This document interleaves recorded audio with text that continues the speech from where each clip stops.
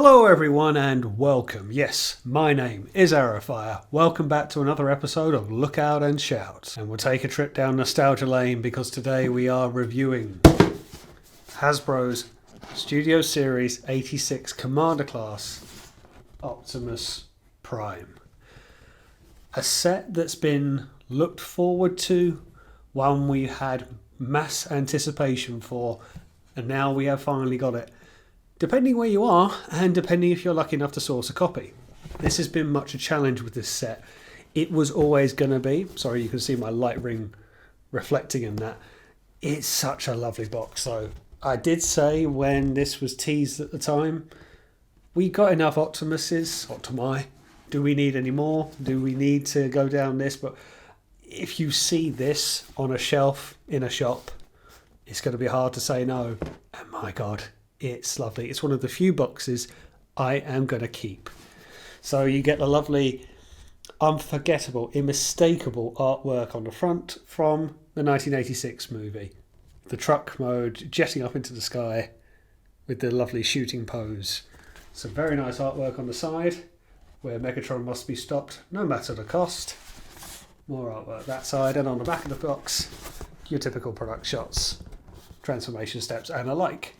So, I've been quite praising of the Commander Class line. I think it's given us some real belters, some absolutely lovely figures. So, I was prepared to give this a go, regardless of whether we needed another Prime or not, whether Earthrise Prime was still holding up to this day. I took one look at this and thought, how could you not? It's the 40th anniversary. It's got all of the right letterheading, the right logo, a lovely image, and it's Optimus in a Commander Class form. It makes sense for what you're getting, the accessories and everything included. Inside the box comes the figure itself with instructions, blast effects, and of course the trailer, plus some other accessories which we'll go into. Let's get into it, shall we? And here he is in his robot mode, and that is a lovely looking Optimus Prime. Possibly a little bit on the backpack, but we've got to be realistic. He's never going to have the flushes back when you consider what he turns into. And okay, the Generation 1 toy didn't have much of a backpack to him at all, but there has to be some compromises when it comes to Optimus, particularly if there are any faux parts involved, which there are in this figure, and that's okay. That's fine to get the completeness that we want. My first impression when I took him out of the box is he's a little on the smaller side than I expected. Only a slight bit, not by much. But you do get the sense of, oh yeah, this is the 40th anniversary here. There is a lot to like about it. The nostalgia is there straight away with that just the right red hues. It's nice to see a white on the bottom as well. It's just spot on. They've captured everything perfectly. Some people will say they don't necessarily like the head. I quite like the head, personally. It's great. It's very much what you want a Studio Series 86 figure to be, much less the hero of, the fabled character. And when you get it here, with all of the accessories it comes with, it just ticks all the boxes.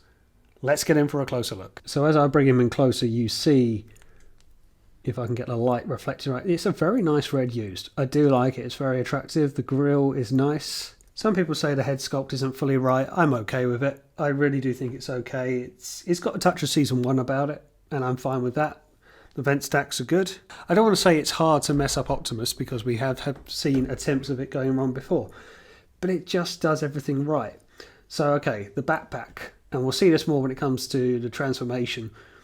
A lot of the alt mode lives here, so that's not his front cab, if you see what I mean. It's a faux chest piece, it's a faux grille. I'm okay with that. A lot of Transformers nowadays, particularly Beast Wars Transformers, do have faux pieces.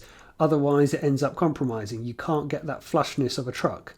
Whilst it might look truck-like, all the truck gubbins and the wheels live here, and again, I'm okay with that. Posability wise is good. Can't really look up, can't really look down. So, interesting start. He can move back the antennas just so they don't break, I suppose. Left and right, it's fine. Shoulder out on the side, on the friction. No ratchets in this figure. Can move out, but then the vent stacks get in the way around the back. And I think these are almost rubber-like or a very soft plastic. You can move them out of the way. to get that kind of full range of motion. But if you want to have it a bit more traditional, he will start to get in the way a little bit.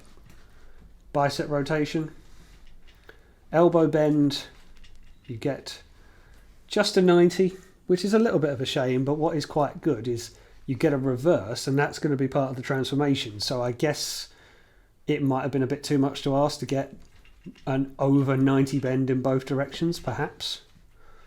Wrist rotation and not individual fingers. You get one individual opening finger and then 3 at the bottom, but you also get a bend at the knuckle, which is nice. So we're past that on Chug now. Chug's now going for the opening and closing hands, which is good. Waist rotation. Stuff does come a little bit untransformed, just a little bit, but it is nice. Move the hip skirt up, very masterpiece. Friction out, nice tight friction. Knee bend, and you can get a good bend there, maybe 270 degrees, something like that. Get the arm out of the way, out to the side, and you can see an ankle rotation all the way down 90 ankle bend, which is very good. Toe tilt as well, but with transformation in mind. So yeah, there is some posability to be had with this figure. There is a lot you can do.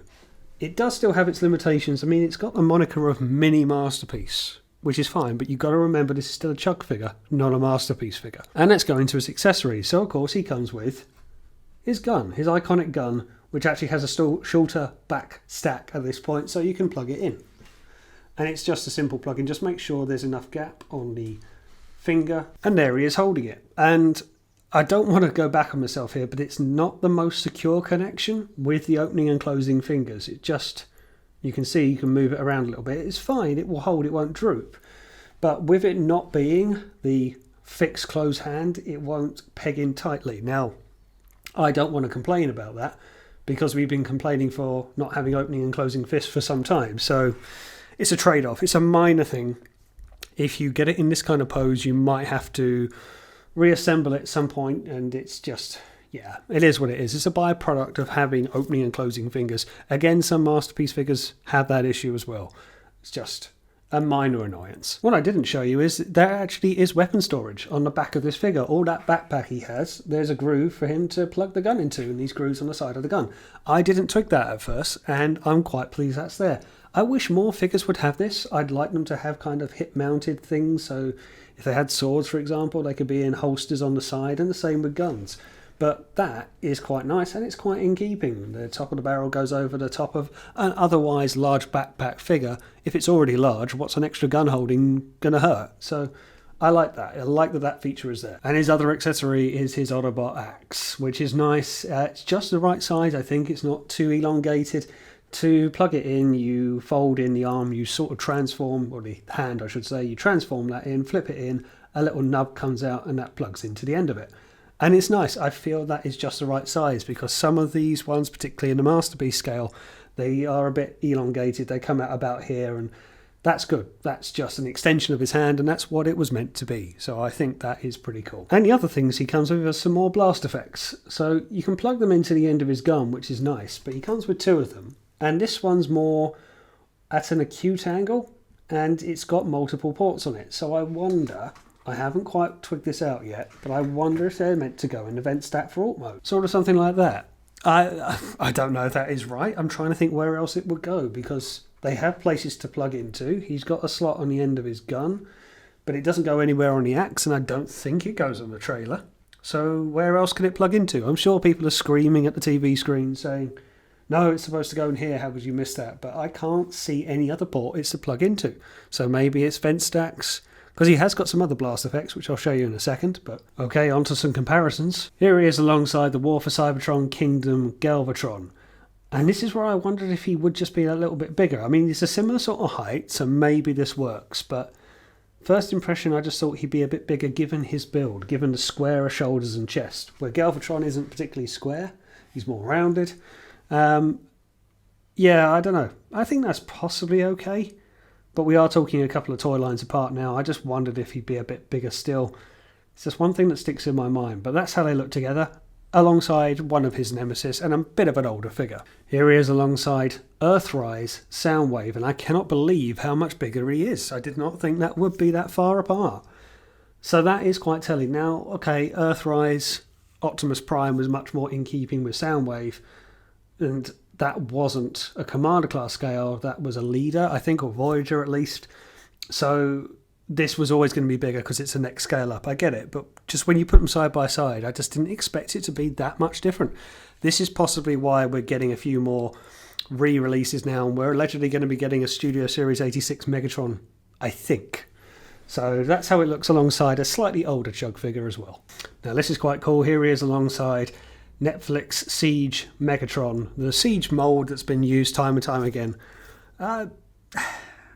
Okay, I really like this mold, and I think the stockiness for Megatron is good, and I know you can get bigger versions of this in a much more premium edition.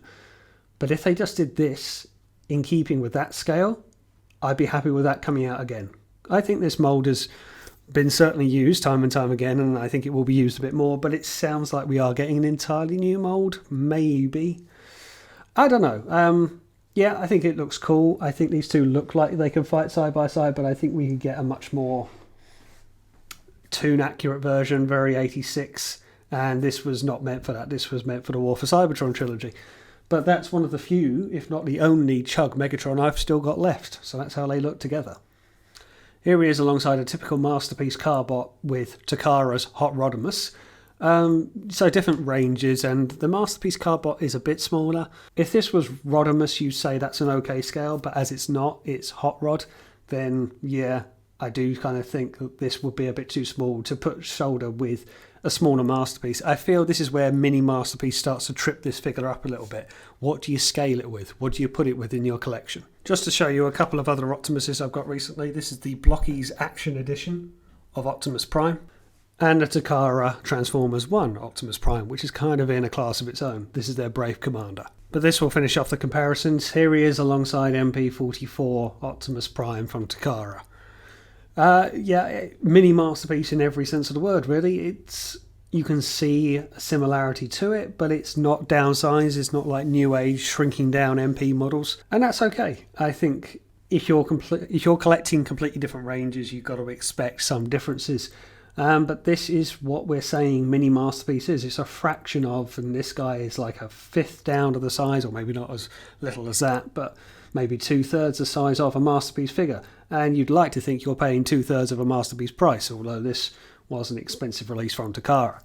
But that's how they look side by side. And I suppose we'd better finish off looking at his trailer. His command center all opened out. You can have it standing up as a repair bay as such, or you can have him laying down. It works, it's fine. It's a very much a gimmick of the toy that we never really saw in the cartoon. And of course he'll have a little roller that comes with him. So it's nice. It's nice to see that it all can come together. It can all be held here. Of course, all of his effects and gubbins can be stored in the trailer when it's all closed up. But when he's in robot mode, he can have all of his accessories laid out. His little command center, his little base, as is very much reminiscent of the G1 toy. Just want to point out on the trailer, much like the original toy, you can put these stands out and rotate them downwards. So if you choose to have the trailer lying down when it's in base mode, it can stand out a bit more rather than lying down. But by using that witchcraft transformation, he can open up the chest. That's pretty cool, because a way to do that is you sort of fold the arms back on themselves and retwist the arms or the wrists around to get that full 90-degree movement. Part of the transformation used to use this feature. Very nicely done, very nicely thought of. And yet he can unleash the Matrix to light their darkest hour. Okay, let's get this guy transformed up, shall we? And there he is in his alt mode. And that is when a nostalgia shines. It's lovely when you get him with the trailer. And this is how I intend to pose him. It's very easy just to do a red truck, but they've captured it. And I think it's just down to its size, where I was not belittling it, but I wished it was slightly larger in robot mode. You do get a sense of Commander Class with this. That's where the name really appears. And I just feel this is ticking all the boxes. Yes, I would have liked it if the windows were cel shaded. I would have liked that, but I don't hate the pale blue. I just think This is everything it needed to be for Studio Series 86 Optimus Prime. Transformation was pretty good. The head is the biggest problem. That doesn't come as a surprise. And some parts here for when the legs open up, the legs themselves are a very, very clever transformation process. That's where the masterpiece element is in this figure, I think. But saying that, some parts are not massively flush, and you can do it without the instructions. You can work it out. It's intuitive, but you do have to do some things first. And getting the waist hinged outwards to get the distance from the legs of the cab, yeah, you do have to do things in a certain step, but that's what you get come the end of it. If I get rid of the trailer a second, of course, as I showed you with the trailer, you do get the underside stands, and this is much more of a typical Earth mode truck trailer, so he can stand it and drive off on his own merry way. The back of the trailer does come down, but what I have just noticed, it doesn't go all the way to the floor. The hinge doesn't give that full clearance, so I don't know if you'll see, it doesn't quite go all the way down. A minor nitpick, but that's where Roller will live. And of course Roller can store his gun in this mode. Plugs into the top, and there he goes. Has a little drive around and can go and live inside. Of course, you close it back up, just like you would the original toy. And there he goes on his merry way. Wheel clearance is pretty good.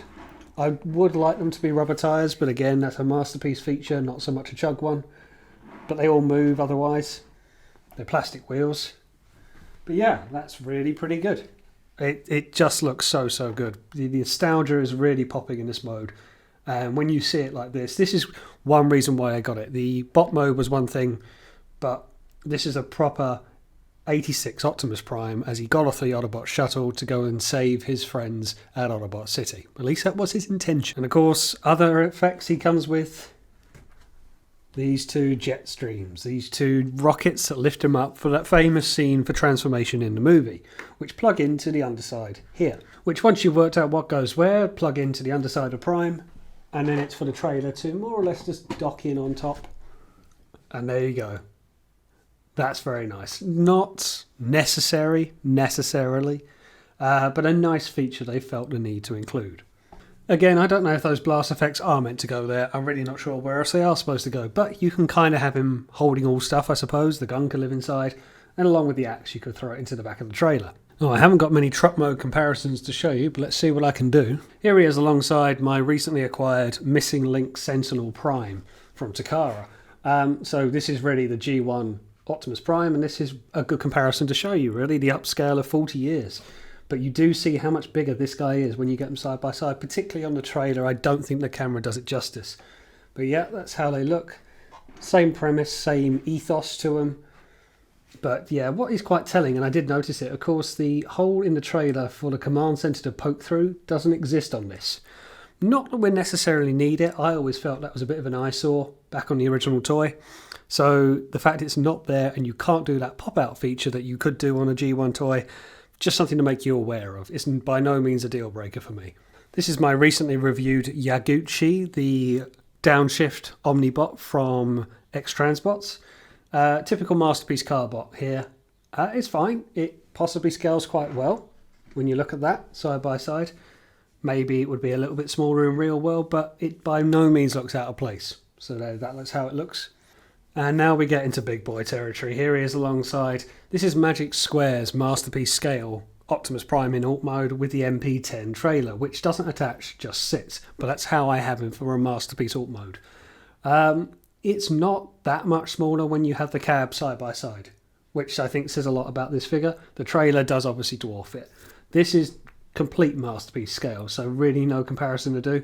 But I was pleasantly surprised to see that this wasn't completely dwarfed. And that's when I say mini Masterpiece. That's what I see. The slightly shrunken down, 2/3 the size. Where the robot mode just comes in that shade smaller, the Alt mode stands where it should do. Where I'd expect it to be for a Commander Class for what we're paying and the engineering available. I think that's right. And I think this is a lovely in-between between Chug and Masterpiece. So what is my view on Bonnie Tyler's favourite Autobot? It does have its drawback. I'll get this out of the way now. it is a little bit smaller in robot mode than I thought it would be. Just when you stand him alongside some other previous Chug figures, I don't know why, but I had the impression he would just be that bit bigger still. Not by much, and he does come across as small when you take him out of the box in hand. But it's not to say it's a big drawback. It's just that shade smaller than I would have thought, particularly when you put him alongside the likes of Kingdom Galvatron. That stockiness for what is a larger figure that you would expect to be there isn't. Now, I haven't handled the Commander Class Ultra Magnus, as good as that looks, so I don't really know how he scales alongside him, at least to hold him side by side. It's just something that I got as a first impression. When I took him out of the box, I thought, oh, you're a little smaller than I expected. The windows, I wasn't sold on them when I first saw this release. I thought, that's a bit plain, that's a bit solid. Could have done with cell shaded windows. But having it in hand, I've got a bit more used to it and I like it. I do not hate the head sculpt. Some people have been trying for accessories and upgrades, and fine if that's what you want to do. Me, I don't like it. It's got a touch of season 1 about it, that rounder head. Remember, this is mini masterpiece, and if you really want absolute toon accuracy, then you're going to have to go down the Takara MP44 route. You're going to have to go for full-on masterpiece. So if you're paying a fraction of, then you're going to get a fraction of just that. I think the transformation is really, really good, really intuitive. And it's things like that, with like waist rotations, with opening and closing hands now, rather than solid grips that we get on Chug figures. This is where Mini Masterpiece is coming into it. This term is in this figure in abundance. Let's quickly talk about the heels. I don't care. I think mine are misaligned. I think they should be the wrong way up. I'll put an image up so you might see it better, but the hoop needs to be pointing down like a horseshoe rather than pointing up like a U. I don't know. I don't care. Are you going to look at the back of his ankles? Not a problem. Even in alt mode, I don't care. I'm not going to see it, particularly if he's wearing the trailer. I think the trailer is really nice. You'll hear the gubbins inside. That's where I store most of it. It's a nice size, particularly when you put it alongside other offerings, other traders. You realise how large this is. I love obviously the matrix, the chest opening up, and it's a simple thing, but the flap that opens up in the movie, which you'd expect to be on this figure, actually isn't on many other Optimus figures. They don't have that opening flap that was on his deathbed, so it's nice that that's included. I like the transformation, how it's not just a straight up from the G1 toy. We kind of know how Optimus is going to transform, but nice things like you have to flip the arms the opposite way to get that full flushness. It's just clever. It's got that kind of mini masterpiece engineering. Yes, the head is the biggest problem, as people have said. It is harder and you feel like you're almost breaking it to do so. I've heard some people say they're filing it down. I had to give it a real push to get it transformed, but once it's in, that's the only trouble you have with it. But the legs are a nice transformation. The accessories are nice, just the right volume of it. I do think alt mode is this guy's selling point. I think the alt mode really excels to the point that if I have any concerns over size and wish he was a bit bigger, I don't have those fears in alt mode. It seems to expand more, plus using the larger trailer. I think there's a lot done here. I think they've done a lot right. The price, let's talk around that. So this is retailing somewhere between 85, 86, 91, 92 pounds. Okay, I think that's fine for what you're getting. Remember, it's the 40th anniversary of Transformers and it is an Optimus Prime figure. But I think the biggest problem is going to be availability, and that's where late tax comes into it. I've already seen people selling this on the secondary market for over £120. That's where I feel it's not worth it. I think the retail price point is fair for what you're getting.